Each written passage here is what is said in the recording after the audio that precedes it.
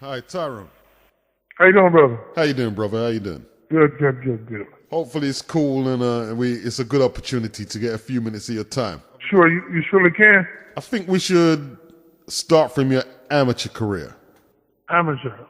Well, I started off in Buffalo, New York, Okay. at Westminster Boxing Gym. My first trainer was a guy named Jim Kelly, and how he came about, how I came about knowing him, I was beating up kids in the neighborhood. At at that time, I was in a gang-infested area, Black Panthers and all that kind of stuff. There was a gang called the Mad Dogs and the Pythons, and I'd have to run to school and hide, and run to school and hide, and in between that, I'd beat somebody up, and they never knew who this new kid was. So, and then Mr. Kelly saw me and said, man, just come to the gym for you, and I'm going to jail. And there we go. Then my mother and father decided to move to Milwaukee, Wisconsin. I think in 75, 76. Well, 75, and I seen the 76 Olympics. And then that's when I seen Ray Leonard and the Spinks brothers and all those guys. And that really turned me on with boxing. And so I went ahead. I think I had about almost 400 amateur bouts. Okay. Right. So I fought from like the age of 8 to 17. All right. Okay. Wow. That's extensive, man. Yeah, So, at what age did you turn pro? Well, Emmanuel Stewart came to Milwaukee. We had a show of Milwaukee versus Detroit. And I fought a guy, I cannot remember his name. I think it was Roderick Moore. And I put a whooping on him, and he was one of Emmanuel Stewart's top guys. Yeah. And Emmanuel said, well, we need you over in Detroit. Yeah. So I think I was 17 then, so we waited about a year. When I turned 18, shortly after I turned pro with Emmanuel, signing bonus and all that crap. Yeah. And moved to Detroit. Went from there. Okay. So, I tell you what, the first time I came by you was in the 80s. I was reading a boxing magazine, and Right. I'm from Jamaican heritage, and like Simon Brown was a hero of mine, and you fought him and you floored it, and you gave him hell.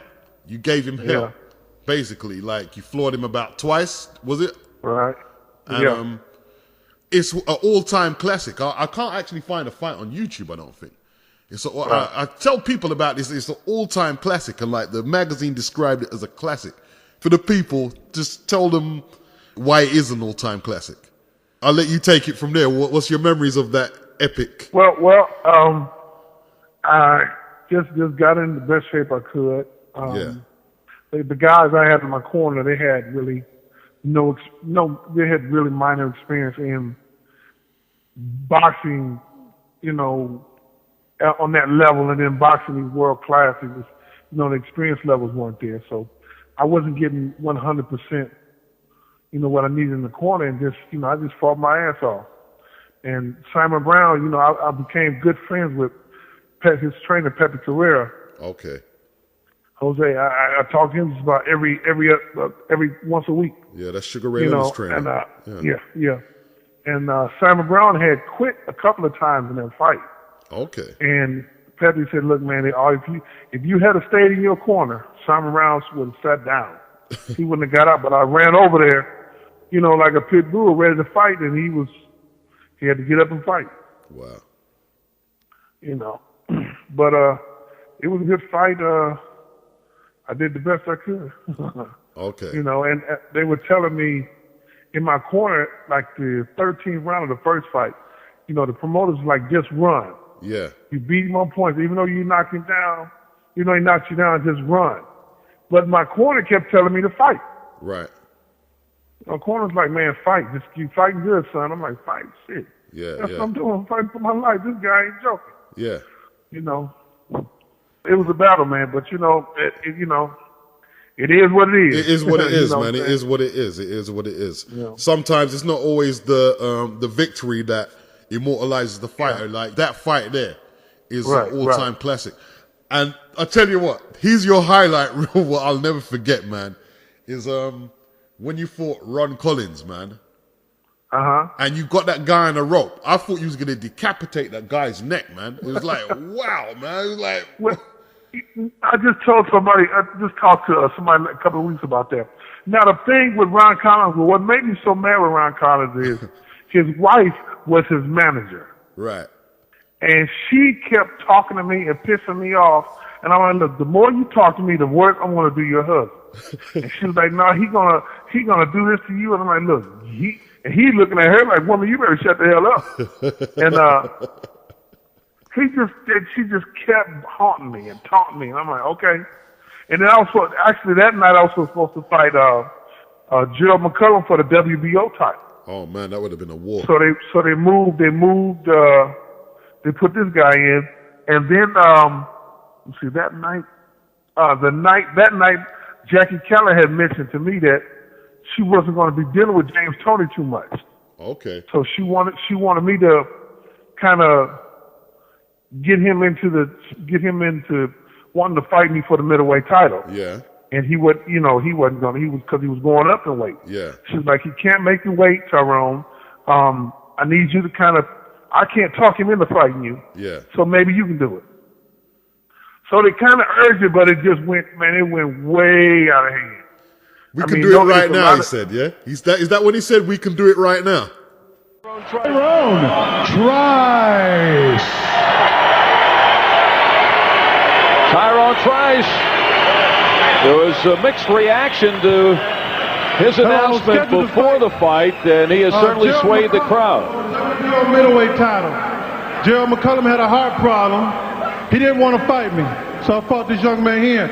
But I'm making a $50,000 bet with James Toney that I will knock him out in less than 10 rounds anytime he wants it.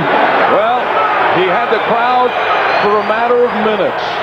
Challenging James Toney, who of course is a Detroit fighter. Any other middleweight. And Toney is here at ringside. Matter of fact, Toney is now coming into the ring. And he will have equal time. Bring your ass, Tyrone. We can get busy right now.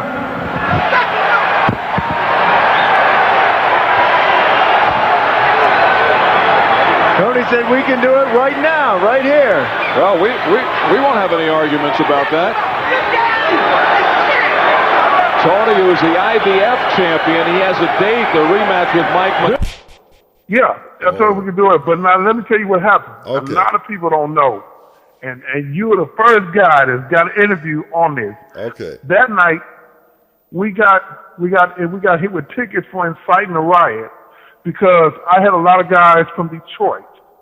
And James had a lot of guys from wherever he was, Lansing or whatever. Right. Now, first of all, James Toney never was from Detroit.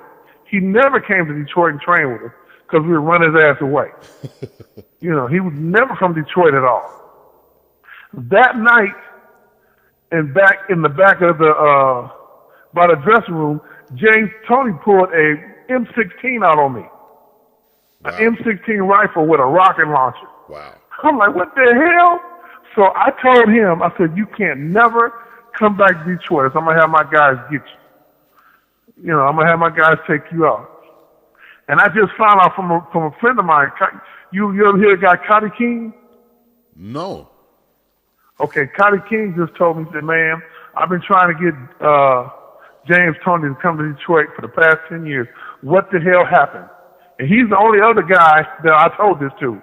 James had pulled a gun out on me, and I told him, I said, you done for. You better not never set foot back in Detroit. And they told me that he ain't never been back to Detroit. He was never from Detroit anyway. Okay. He was from Lansing. He was from way up North Michigan. But he was trying to front me and telling everybody in Vegas right now and got everybody thinking he's from Detroit. He don't know nothing about Detroit. He's not I'm from Milwaukee. I'm from Milwaukee, but I lived in Detroit. Yeah. So I got most of my professional things, knowledge from Detroit. Okay. Wow. Wow, wow, wow. I didn't realize it was that deep, you know, Tyrone. Oh, man, it was deep, man. It got real deep. Wow. I had, like, you know, a couple of guys with me from Milwaukee there, and they had pulled guns out, and I'm in the middle. They got guns behind me, and he got a damn M16 with a rocket launcher. I'm like, James, what the hell are you, what are you, crazy? Whoa. Are you that scared? Are you that afraid that you're going to pull some shit like this out on me? And so we talked about it, and we didn't squash it, but I told him, you better not bring it. I'll tell you what I said. You better not never bring your ass back to Detroit. If you do, it's going to be me and you. And if I don't get you, one of my guys is going to get you. Yeah. Well, you know, he pulled a burner out on Jackie Callan, didn't he?